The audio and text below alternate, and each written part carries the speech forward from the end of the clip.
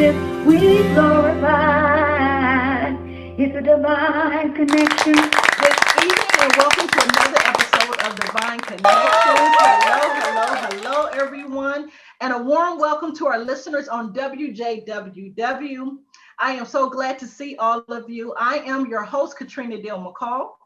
And I'm also your host, Sherilyn Eppinger. Now, Sherilyn, tell us who we have on the show today. Well, we are so excited to have the godfather of West Coast hip hop, Mr. Alonzo Williams is in the building. Well, in his building, we in our own buildings. Today with us on the show on Divine Connection. Welcome, Alonzo. Yes. Hello, ladies. How y'all doing today? We are great. So tell the people a little bit about yourself. Well, they call me the godfather of West Coast hip hop, not because I'm a fantastic rapper or fantastic producer, but because I've provided the platform for the West Coast for over 45 years. Everything from studios to record labels, publishing companies, distribution companies. When it came to West Coast hip hop, nobody has provided more platforms and opportunities for some of the biggest names in West Coast hip hop other than me. All right. That's awesome. All right. That is so awesome. So we are just going to jump right in. As you mentioned before, that your career has stemmed over three decades of providing opportunities for people. So they have credited you with launching careers of Dr. Dre, Ice Cube, DJ Yella, Eazy-E. We all, in my era, I know who those people are. So I know a little something about that. I'm a little younger, but I know a little something about those guys. All right. So I want to know a little bit about the backstory. How did you get involved in rap and in R&B starting off? You know, it's funny, darling. I tell this story sometimes. It makes me realize how old I am. When I was 14 years old, I used to go to dances. We had dances in the community all the time. We'd have dances at the park. Every week, a different radio station would be at a park giving dances. And never forget, I was at Camping Park in Compton. I was probably in the 9th grade. Back in the 9th grade at Vanguard. If you went to Vanguard and you didn't go to the sock hop on Friday or Saturday, you was a buster. And I made it to the dance. I was there, and the DJ had the room just rocking. It just was rocking. I mean, and it was playing Ohio Players Pain. Now, y'all don't know nothing about that right there. Come on now. We in Ohio. We Ohio. Okay, good. Okay. They was playing Ohio Players Pain, and the DJ had so much control over the crowd. I wanted to do that. And eventually, as time fast forward, and I went to Gardena High School. When I graduated from Gardena High School, they passed around this little pamphlet and asked you what you want to do when you got out of school. And the closest thing I saw was broadcasting. And I figured because the DJ that I saw at the park was from a radio station, which is broadcasting, I figured you had to be a radio DJ to get to the park because they didn't have mobile DJs back then. There was no such thing as a mobile DJ. So I figured I could go to broadcast school so I could come back and play in the park. Okay. That was my mindset. I went to broadcast school. I did very well. I got a broadcast license. And at the same time, my mom was diagnosed with cancer. And I dropped out of El Camino College and got my broadcast license. And I was offered a job. That's where my mom's cancer came in. I was offered a job out of state. And I couldn't take it because I had to take it back and forth to a chemo. And at the same time, disco was hitting. That's in the middle of the 70s. It was like 76, the disco was cranking. And my buddies started giving dances around the city. And I just got my broadcast license. And my daddy loaned me some money, gave me a couple of turntables. Next thing I know, I was playing everybody's garage party, basement party, whatever. After about a couple of years of that, my dad saw me with a pile of money one day, about $600. And back then, $600, that was almost his monthly pay. Right. He thought I was selling dope. And I told him I wasn't selling dope, I was DJing. He didn't believe me. So he came out to one of my shows, saw what was happening, and he took an interest in what I was doing. And he turned me on to one of his friends who had a nightclub had a banquet hall over his nightclub. And that was the beginning of Eve After Dark. And that's where it all started for me, babe. Eve After Dark. Wow. Awesome. I like to ask you, so that mindset, just from having that control and being able to move the atmosphere, did that also continue to push you into having all those different nightclubs? Because I see that you was an entrepreneur, not just stopping at Eve After Dark, but the Skate Land, the Penthouse, Current Affairs, all these other places. So once you felt that energy continue to grow, was that your push to continue to go as an entrepreneur and have these other clubs and establishments? Yeah, and also the fact that I got fired from my last job when I was about 21. I didn't like the fact that somebody had control over my life like that. I never cared for that because they fired me over nothing. I didn't do anything, and basically they found out that I had another hustle. I was working for a record distributor, and I was just building my DJ business up, and because I had access to the records, I'd go in the warehouse, pull my records, take it to the payroll department, and basically get paid in records. And they couldn't understand how can somebody work 5 days a week and go home with $20 cash and a bunch of records and drive a brand new van and be dressed all the time. Well, I was making about $500 a week on the weekends at $150 a pop. Okay. So I didn't need that job. That job was not important to me. What was more important to me was having access to the records and the phones. And once I realized, I kind of had to look at it one day. I'm like, I make $450 a weekend and $166 5 days a week. I make $450 3 days a week. 5 days a week, $166. 3 days a week, $450. And I realized that the job was okay. It was more of a sense of false security, wanting anything. And when they fired me, my dad immediately took me over to his friend, and shortly after that, I owned the Eve After Dark. I went from making $166 a week to a few thousand a week, and it was hard to go back to slavery. Well, you know what? That's like your own divine connection right there, because I hear you say your dad, you know, without jumping too far ahead, but he did with you first and what you've done to all of these other guys. So I would say, you know, it is really important once you pay attention to what your children, especially something positive, to nurture them. I mean, I've been blessed that I had parents that did me the same way as an athlete, and it allows so many other doors to open. So let's just say your dad shut down your dream at that time or didn't put you in with that connection, who we probably would have never known Dr. Dre. You know, so. Yes. So, you know, and I tell people sometimes, and it's amazing that your show is called Divine Connections, because that's what my life has been all about, divine connections. I mean, nothing I've ever wanted to do, I may have wanted to go in that direction, but what blossomed from that was something I could never foresee. I could have never foreseen in 1979, a 22-year-old club owner ever being considered the godfather of West Coast hip hop. I can't play an instrument. You'll never see me listed in the top 1,000 best rappers. I'm not a producer, although I own studios. I very seldom make beats.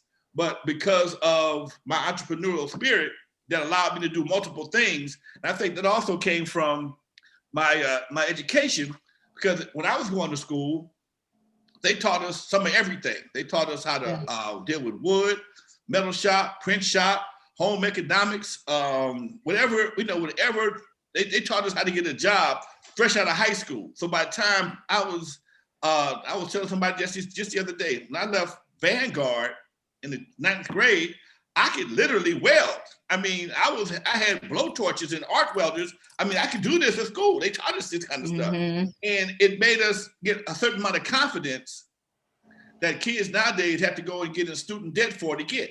Okay. I was going to say that, because it's a shame that they push you into that next level. And then as time progresses, a bachelor's degree is not worth much. You got to keep going. And then at the end of the day, you still don't have real skill sets. Right. You still find yourself in debt. Yes. Well, I definitely understand that era of going to school, because my high school was exactly like that as well, that they taught you a trade. So Right. even if you did pursue, further education, you had this skill set as well, where you can get a job and two, you could further your education. So I just wish those type of programs can come back, for children, or this generation, because they're missing out on so much. But speaking of this generation, I was reading over your bio. It says here in 2018 that you launched a nonprofit, the Lyrical Revolution, that caters to youth and provides guidance for younger generation through music mentoring program. So tell us a little more about that. Well, the Lyrical Revolution is my nonprofit that I feel somebody has to step up and give the younger generation some type of guidance. Yes. When it comes to music. I mean, right now with the digital age being what it is, most of the artists have kind of sold out to instant gratification and likes and shares. So which means that they're prepared to do anything they possibly can for shock value. Okay, and I understand controversy sells records and shock sells records, but love sells records too. Okay, we sold a whole bunch of records back in the 70s and 80s talking about love. Now, I'm not saying everybody got to become the Temptations or somebody like that, but I am saying that there's ways to get things said and things to get things done without degrading the community and selling your soul. So I've been very successful in what I've done, and I want to show people who want to know how to do that. I mean, there's too many things going on in our community, in our world, for them not to be addressing them and for them to be stuck on booties and alcohol and drugs. I mean, that's the basic content, and self-annihilation. Okay. That's one of the things that Lyrical Revolution also is about. We have a campaign called Hood Peace, because hood lives matter. That's right. Yes. If lives don't matter to people in the hood, why would they matter to anybody else? I had a cop one time tell me just that. He says, "Man, every time a cop does something to a black person, it's a national event. But you guys kill each other every day and nobody cares. Nobody says anything." And that's what they see. And I'm not justifying, please, nobody listen to this thing. I'm not justifying what the cops done whatsoever. Okay? All lives matter, all black lives matter to me. But these are the same people that go to the scene of the crime and see 2 to 3 people annihilated over some of the dumbest reasons in the world. I ride by with a machine gun and shoot up a whole party because somebody scratched his car, or somebody's sleeping with his girlfriend, he got beat up and can't take an L. The reasons, the justifications for what some of these youngsters are dying for or killing for is ridiculous. And that's the part that makes people really feel that we don't care about our own. Then in some cases, we won't even cooperate to get that person off the streets. We protect them. So that means protecting the criminals by not working with the police. I don't want to see no black man go to jail, but I also don't want to see nobody get killed. Okay, and we have our own set of rules, and it's like a double standard that we tend to play with everybody else. Nobody understands this, but nobody. Right. Yeah. And and for you being on the West Coast, and unfortunately, a lot of times, like, we're in Ohio, we're in Cleveland, and so we see the image. I mean, we have hoods and stuff that goes on everywhere. That it's not everywhere, but for the West Coast, has kind of just been in the limelight. Everybody sees the turf wars, the East Coast. Like right now, I watch a show called Snowfall, and they're getting into how all of that started, and now you can see all the fightings and all the killings.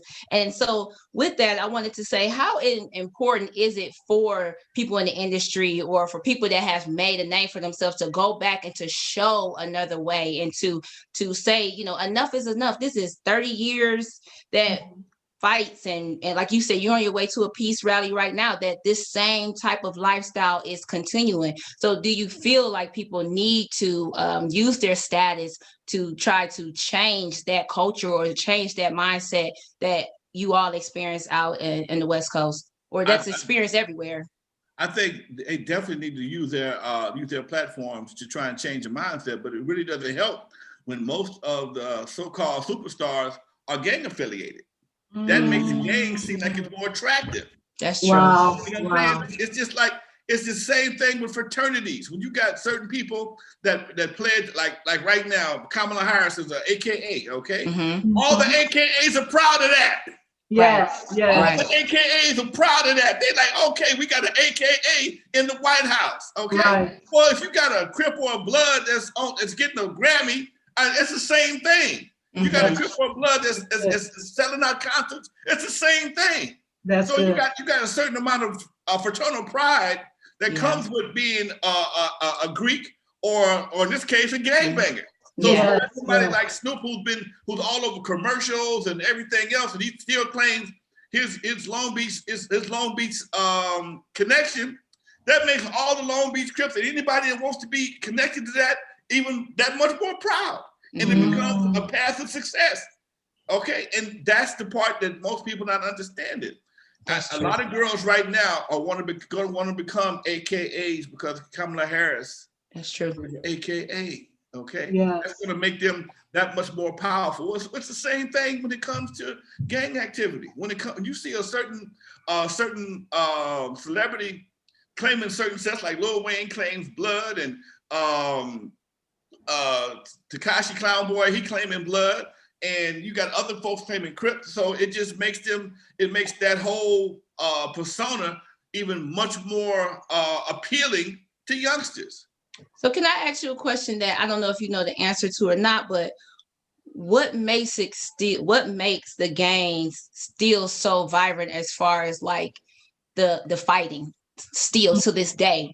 You know, I think like I said, from the outside looking in and seeing the West Coast gang violence, and like I said, we have a hell of a thing here in Cleveland, so I understand it's everywhere, but what do you think is still fueling it when it comes to the fighting and the rivalry? And like you said, a lot of it is based off of a neighborhood that you don't even own, a street that you can't even go and say you own this block, that you pay for these, or, you know, different things that they fight about. But what is still fueling it after all of these years?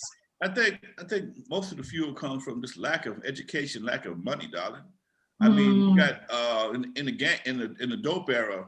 Like I tell people all the time, there's always been dope in Compton, always been gangs in Compton, but the two never really mixed.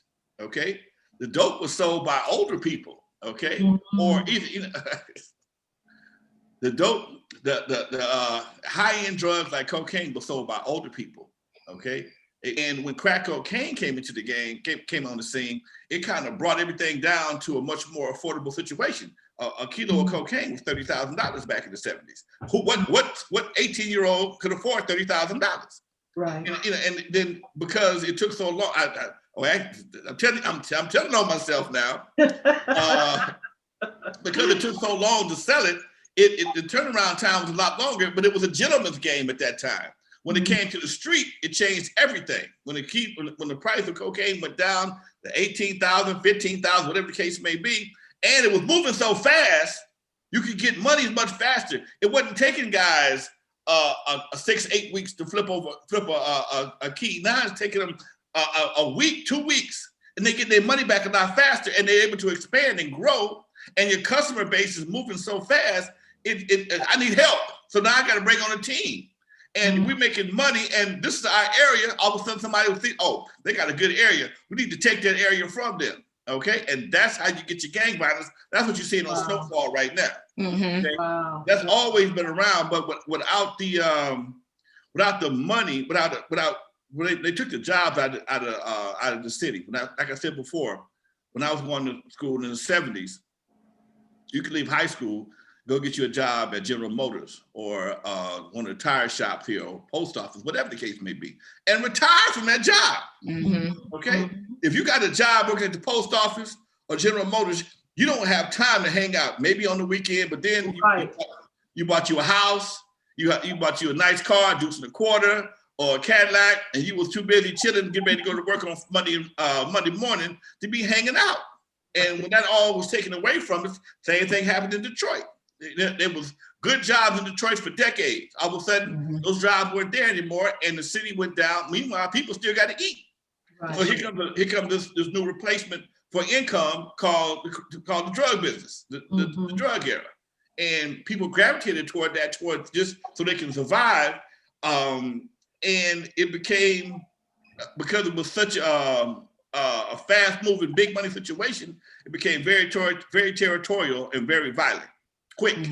And today, I think it's just a matter of people trying to. A lot of these guys are trying to live up to reputations of people from their community, or like I just got before I started the Zoom call, I was talking to a friend of mine about the situation we're all going to watch out for today, and come to find out that one of the main reasons why this situation is jumping off in Compton is behind a girl. Well, these guys don't understand. I mean, hey, no offense, ladies, but you know, it ain't that serious, fellas. Right. But when somebody makes it that serious, it keeps getting elevated. I remember one time there was a situation, 8 people got killed over some French fries. Wow. So you have, don't get me started today, please.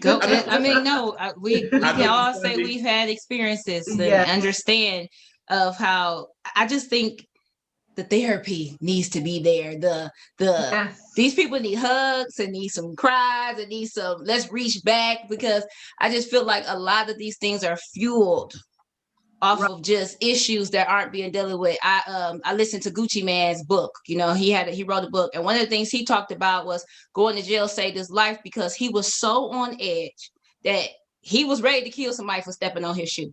But that's that internal, that's those issues of how you grew up, the neighborhood, the life everybody has these things. So I'm all behind therapy and people getting worked out. I know that sounds just like something you can throw out there, but I think people need to have a safe space to be able to talk about it. I know it sounds easier said than done, but these things could be avoided and helped in certain ways. I work with a reentry program, and one of the programs, one of the therapists there, once the guys go through the program, they talk about how they can help themselves through therapy, because once somebody shows you shows you your life in a nutshell and where it may have went wrong, now you can go back there and fix that, or forgive the person that did you wrong and move on. And so many people had never been able to forgive anybody. They hold that in them, and it festers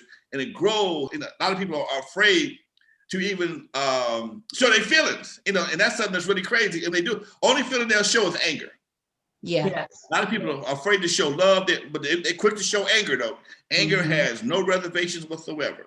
Yes. And I mean, we're long living in an era too that we always speak about how men and women are so different in that way, with feelings and opening up and showing emotion, or it's okay to show those emotions because you're viewed as, the weak when you do. So that's something that, definitely has to be tapped into. And men need to see that other men, it's okay to speak about, it's okay to go to therapy, it's okay to talk to someone. That doesn't make you weak to show emotion and express your feelings. Yeah. So I think if it was a little more of that, or examples of that, I think that can help in a way. Now, I wanted to go back with what you had said to that. Well, you're on your way to a peace rally. So what are you hoping that this rally would do? What is the biggest accomplishment of this rally that you want to see?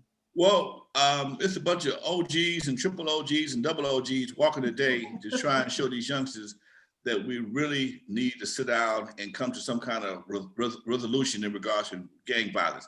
We can't allow this, because this stuff is coming home now, okay? This stuff is coming home. And even now, with crack being at an all-time low, the violence is still at an all-time high. Yeah. So that means, and you're not fighting over money or territory no more. You're fighting over things that can be resolved with a conversation. And just as the OGs of one of the OGs of Compton from the musical standpoint, never gangbanged in my life, but I'm a musical OG. I just want to show them, hey man, I'm going to show my support with Hood Peace and Lyrical Revolution, and hopefully they'll see this. We give.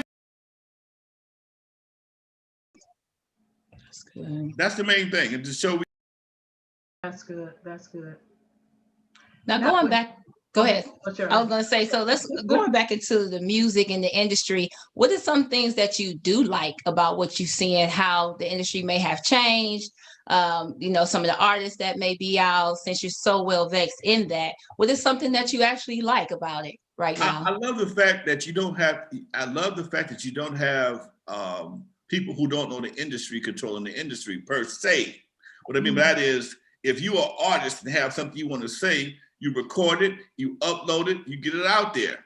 But on the same token, because there's nobody guarding the front gate, any and everything gets out there. And that's the part that's kind of great on one end and bad on the other. And because so many people are recording for likes, shares, and views, they're not recording for content. Well, a lot of them, I can't say that. A lot of them are not recording for content, make content that's going to be relevant to the times. Like my boy was saying the other day, where is the What's Going On by somebody new? Where's a What's Going On or songs that's really relevant? We're in the times, we got the corona has changed our lives. We got presidents that have changed our lives, and we still stuck. We way behind issues here. Right. Get behind on the issues, okay? Yes, yes. And music is one of the most powerful art forms known to man. Reason why I say that is because unlike a movie, a piece of art that you go see in a gallery, music will follow you. You will hear music in a commercial. You hear it in the car next to you. You hear it in the store. You hear it in places you don't expect it, and you get those subliminal messages on a regular basis involuntarily. So you always find yourself ingesting music from various platforms, and because you're getting these messages, that stuff sinks in. And in some cases, you get what I call a brain stain. I forgot what the technical term is, but it's when you find yourself singing a song that you don't even like, right? Because you heard it so much, it's become a part of your mental DNA, and you'll find yourself singing songs like "I'm in love with the Coco." I couldn't stand that song, and I found myself singing it. But I also find myself singing some of Bruno Mars's songs, and I love them.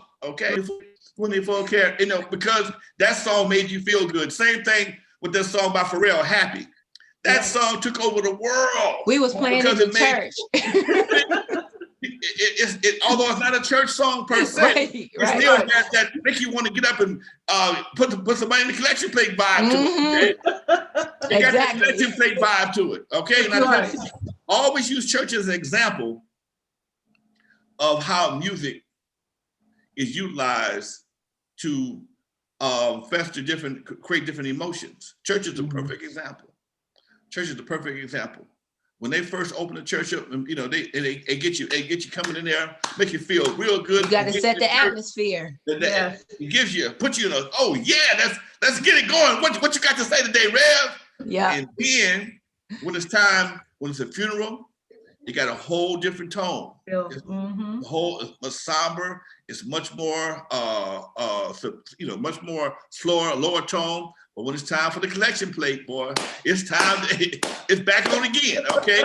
And usually, when you're walking out to church, depending on what church you go to, they leave you on an uplifted spirit, high energy song, and makes you feel good about your day. And as you walk out to church, have a blessed weekend, have a blessed day, have a blessed day, and have a blessed week, and that's how you feel. And that's directly done, but not just by the word, by the music that is given to you by the choir and the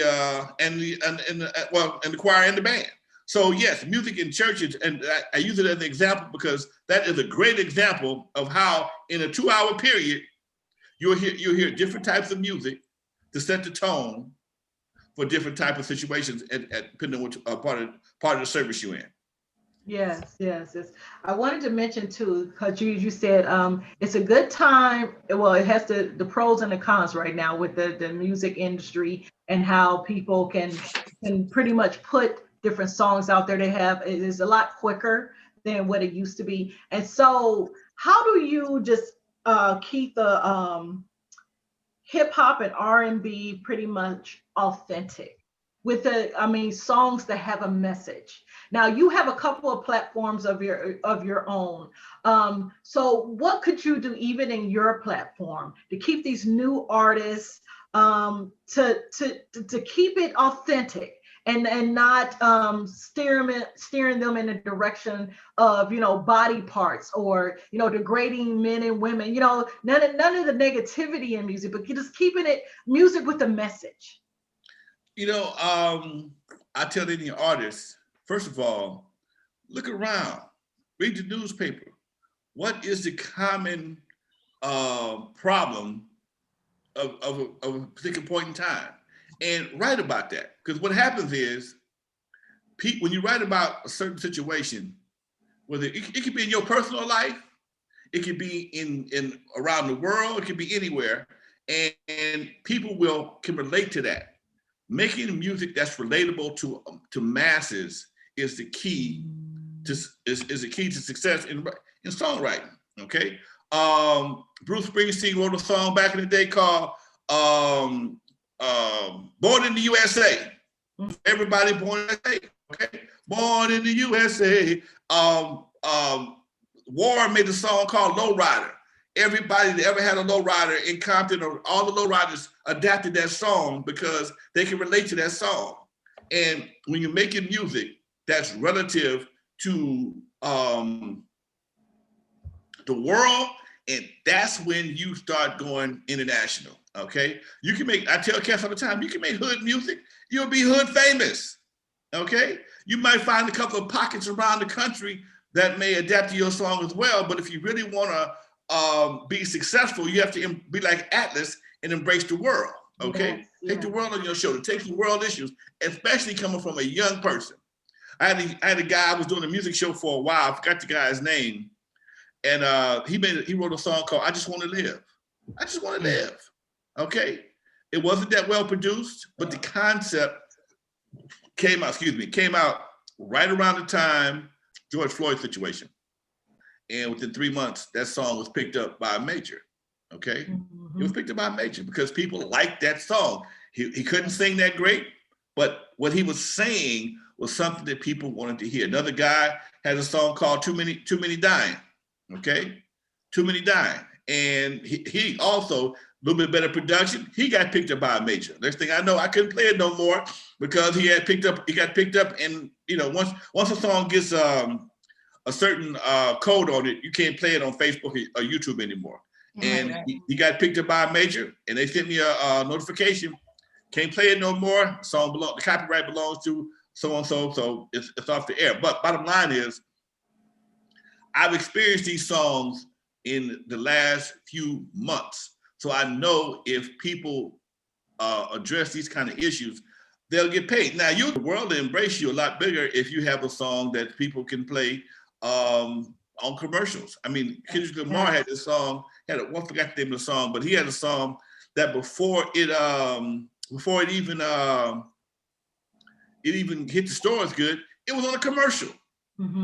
Okay, so these kind of songs, the lyrics that can be embraced by various people, can be embraced by the masses, are the ones that I'm trying to help people understand and create.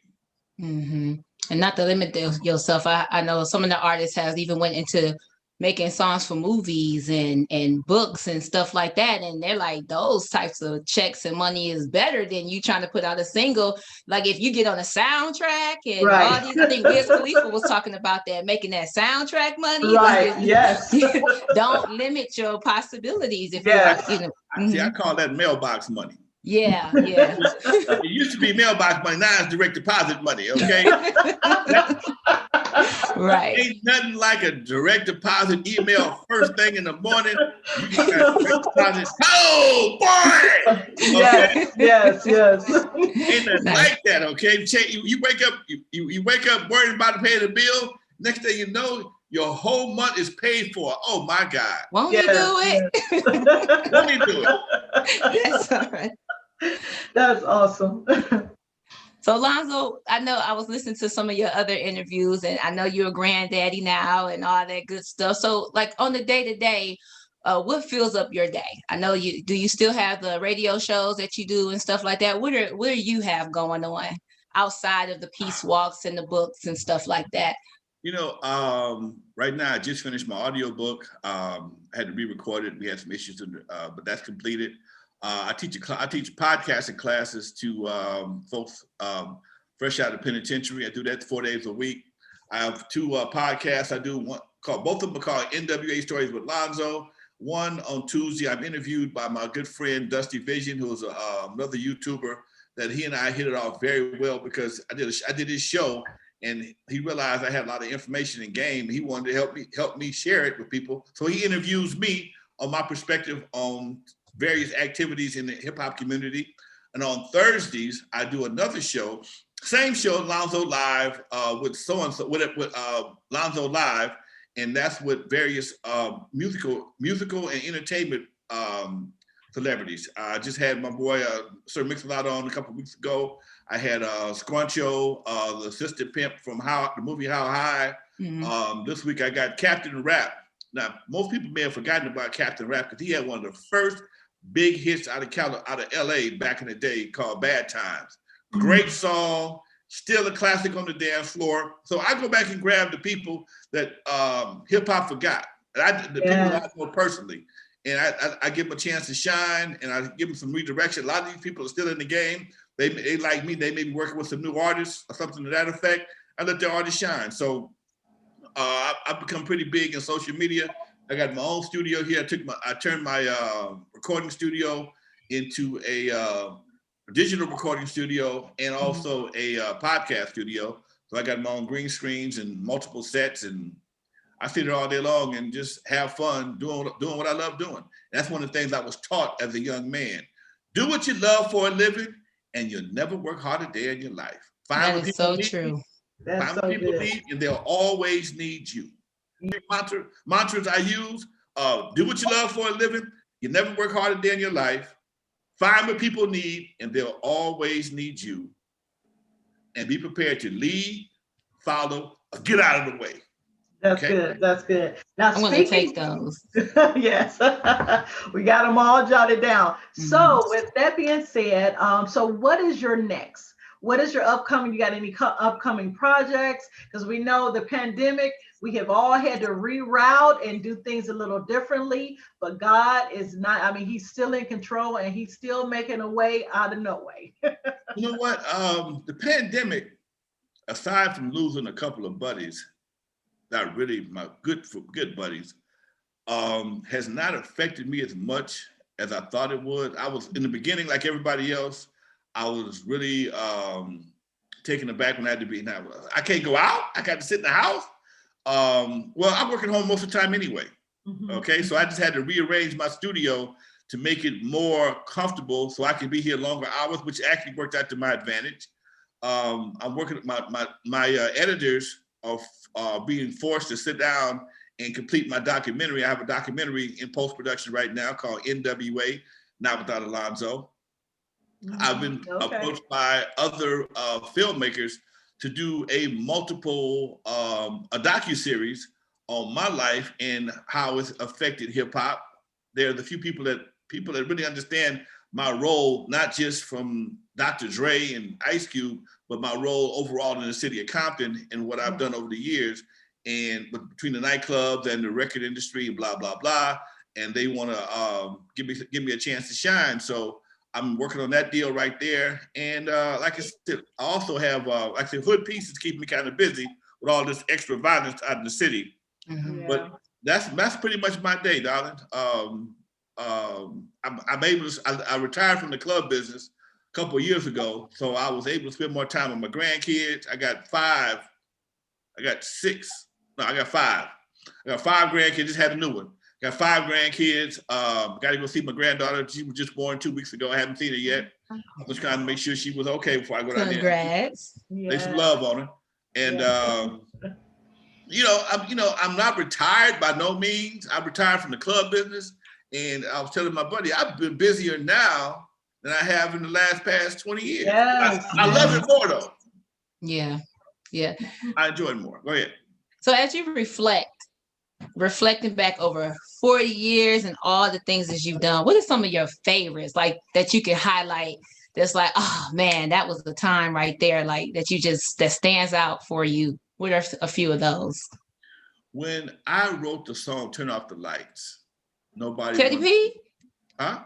Teddy, you wrote that for I know, I just missed the one that Miss Yella did, "Before You Turn Off the Lights." Uh-huh. I wrote that song. Okay, wow. I wrote every word. Nobody wanted to do that song. Dre didn't want to do it. Yella didn't want to do it. Nobody wanted to do it. They wanted to be hardcore gangsters. I held to my guns, and that was kind of our farewell song. So after that song was recorded and released, we broke up. In fact, we've never performed that song as the original members who actually recorded the song. Wow. And when it became a hit record, I released it in, I released it in like November of '86, but it hit in '87. Everybody was gone. Everybody was gone. And I'm here, and I'm getting all these calls for gigs and shows. I'm getting all these charts. My record's going up the charts. And I sit back, I felt good that I stuck to my guns. Although I didn't have a group, I felt good I stuck to my guns, and I could feel the success of that song. I felt bad because I didn't have a group, but for the most part, that was one of those things. I was right. I was glad I was right, and I'm glad I stuck to my guns. And that song has been sampled by Master P and other folks. And, it was one of those things that, one of the things that I'm glad I did what I did the way I did it, because I was being pressured to do something else. But being a Gemini, I can be kind of hard-headed sometimes. So that was probably one of my biggest accomplishments. That was my biggest song. Oh, that's so good. That's so good. So what would be, is there any upcoming projects for the youth? I know, like here in Ohio, most of the youth, they're not in school. I know everyone's praying that, they'll be back in school once, I guess, this pandemic, everyone gets a hold on, or I guess the numbers drop, however they want to look at it. But is there any programs that you're thinking about or in place for the youth for this season coming up? I'm working with the mayor of Compton, Mayor Asia Brown, and some other folks in Compton to put together some programs as soon as this pandemic is over with. Right before it started, Lyrical Revolution, my nonprofit, is just about to sign a contract with the city of Compton to bring a studio and photography classes, t-shirt manufacturing classes, singing classes to the center. We had got the funding, everything was in place. All we had to do was have one more meeting to sign off on it. And the meeting got canceled because of COVID, and everything changed after that. So everything happens for a reason. I've learned in my grown man age that everything happens for a reason. I used to get mad and try to force stuff. I don't do that no more. I realize and let it flow. Give it to God. Yes, there you go. Delayed but not denied, because just from who you are and what you've been through, I know that's gonna come down the pipeline some type of way. You seem to just have that divine connection with things. Yes. So, and it's so positive that delayed, not denied. Can I tell you guys something? Can I tell you something happened to me yesterday? Yes. Tell us. This happened to me yesterday. I've been having a good week all week. This is the last week in February. Having a good week all week. Okay, did some deals, did some other stuff, and so for some reason I was feeling lucky. I've been playing scratch offs all since Thursday. Okay, and I was getting tickets. I'd win $20. I'd do this. I'd do that. I'd do this. And last scratch off, I said, you know what? Me and my cousin said we was gonna hang out yesterday. I said, I'm coming to scoop you up. We're going to the casino. Okay. Paid my last scratch off, won $20, said, going to the casino. Get to the casino, and they ask you to pay, they come in for your first visit, sign up for a rewards card so they can get your points or whatever. Do the rewards card thing. Lady says, Mr. Williams, go over to the big slot machine, put in your birth date, and pick a road runner to see what you qualify as free play points. Free play points is when the casino gives you money to play. I put my birthday in, pick a road runner. I could get between $10 and $5,000 to play with. I hit $5,000. Okay? I didn't know what it, I knew what it was, but I didn't really understand it. I hit $5,000 before I left there, and I thought I can't cash it out. You got to go play. I don't play slot machines. I don't play slot machines. I'm a blackjack man. Okay, God know me and God know I like the blackjack. I like the thrill. I don't play slot machines. My cousin plays slot machines. He showed me how to play slot machines. Long story short, before I left there with about $4,000. So I'm a happy camper today. Okay. And then you on Divine Connections with us today. So your week is today. Hanging out with you two beautiful ladies today. I'm going to try to save some lives and content. It's a good day for the It's gonna happen. That's awesome. It is gonna happen. So awesome. It is gonna happen. Yes. Yes. Go ahead, Shirley. I was gonna say, I just feel like with this divine connection, everything just starting from the beginning all the way leading you up till now. Is there any regrets? Like if you look back on where you started, having that support from your father, being able to go through, like you said, not really having to work because you love what you're doing, but is there any regrets that you had along the way? I mean, we all do. It's not nothing personal, but I mean, we're human, but is there something that sticks out like, shouldn't have or should have? You know, I get asked that question a lot, and I can't think of anything that I regret. I've made mistakes like everybody else. My life has not been perfect by no means, but because I was taught a lot, it turned into a lesson. So no matter what I lost, I always learn from it. Okay. And that right there is probably that's the beauty of getting old. Okay, you can reflect. And I can take those lessons now and those losses and talk to young cats. Hey man, that right there ain't gonna work for you, dude. I'm gonna tell you why. Oh, OG, you don't know? Go ahead. Come back, man. OG, how'd you know? Hey man, that's the beauty of getting old. Okay. Yeah. You tell somebody, hey, dude. And and because you've seen so much, I ran nightclubs most of my adult life. I've been on tours. I've been on various countries, and to see the climate of our people change so much over in the past 40 years. I remember, and I opened the Eve After Dark in 1979. I was at 22. I might have been the oldest guy in the room. Okay, and as I became originally for real the old man in the room, I saw a lot of things change that like made me concerned that I need to be doing something else. Not because of my safety. It is I feel my energy and wisdom is needed someplace else other than watch folks shake various body parts. Because my last club was a male exotic club. Okay, and although it was fun, it made money. I didn't feel like I was fulfilling my potential. Okay. Yeah. And once that was over with, I was able to do things that I feel that I can do a lot. I'm a lot better suited for. So I'm quite sure if I really thought about it, I could find something. But as I look back,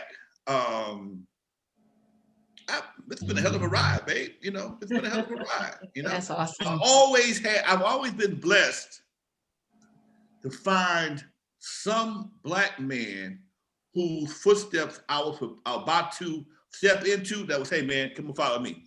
And that's what I think one of the things I like about where I'm at in my life right now.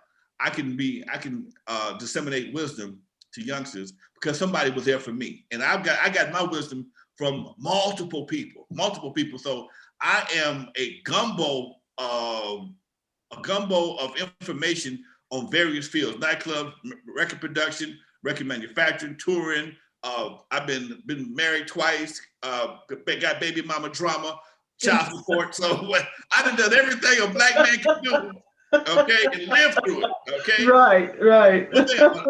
One thing I can't tell you about, I can't talk to you about gangbanging. I don't know nothing about that, okay? That's good. I was able to avoid that, and because I was able to avoid that, I can talk to cats who don't want to go that route and tell them how I did it. Now, although times have changed a lot, still you have to walk a certain path to be able to avoid that, and that's what I do.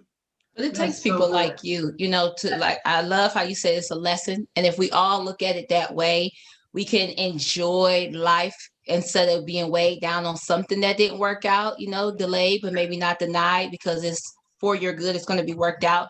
And I really wish, especially for our men, I do a lot of girl and women mentoring programs, but I wish for our men, it is more men like you that say, hey, I've been through this. Let me steer you and at least try to help you. And it's needed. It's really needed. It really is. It really is. And as we just see too, as you just shared, things of your life and experiences and your wisdom, that nothing is ever wasted. God uses it all, for his glory and to help other and to make other divine connections to help people, move forth to their destiny. So that's so great. So we are just about at that point.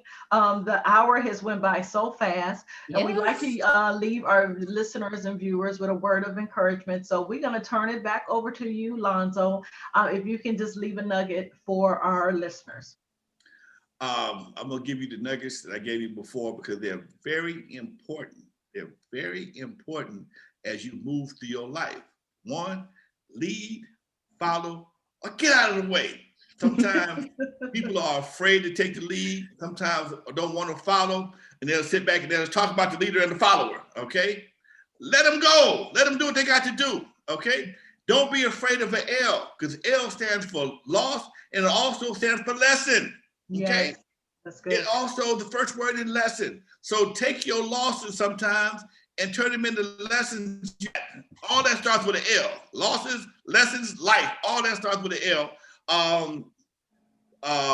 Find something that you love to do and make that your job. Everything I've ever done, I've done for free. Everything I've ever done, DJing for free, podcasting for free, always turned into a business for me. It was something I just liked doing. Hey man, could you teach me how to do this? I teach classes with the N.W.A Let's I see you on the air all the time, man. Can you show me how to do a podcast? Sure, dude, come on. Let's come on by the house. And I get paid for teaching. I give podcasts and lessons, okay? Yeah. So find something that you love, and you'll always, you never work hard a day in your life. Yeah. And last but not least, find what people need. People don't need another booty shaking, dreaded tattooed rapper right now. They need something different. They need somebody, especially a young person, that's speaking for young people who are not with the bull, okay? There's a lot of people that like that kind of stuff, but everybody don't like that. Some people just want to be able to go to school, go to work, raise their kids, and go out and enjoy themselves without having to worry about getting shot at or somebody getting stabbed. So there's another side to everything. I work with a lot of kids who are youngsters who are just like that. Hey man, I just want to go have a good time and come back to my family, but I don't holes in my head or in my body. Okay, so find what people need, and they'll always need you as an artist, as a business person. And those are my 3 words, my 3 phrases of wisdom today that I will share with anybody at any time, because they always work for me. Oh, awesome, awesome, awesome. So this has been an honor once again, Alonzo. Thank you so much for making the time in your busy schedule to spend this hour with us. We thank you so much. Okay, so you go out there and spread that peace. We're sending you peace from Cleveland, Ohio. Sending you peace your way. All right. Bye-bye. Take care. All right, bye-bye.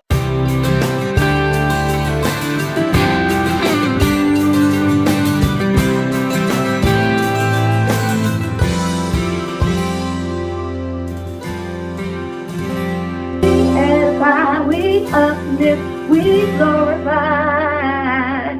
It's a divine connection.